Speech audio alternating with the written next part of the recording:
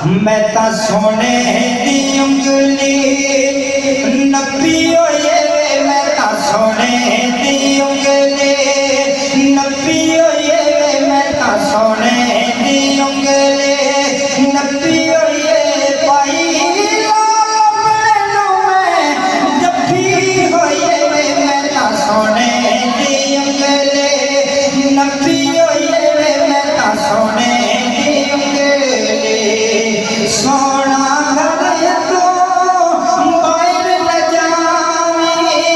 सोना घर तो बाहर न जावे मैं तो उंगली ना छुड़ावी क्यों जो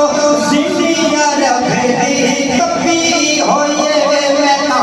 सोने दी उंगली नपी होए मैं ता सोने दी उंगली नपी होए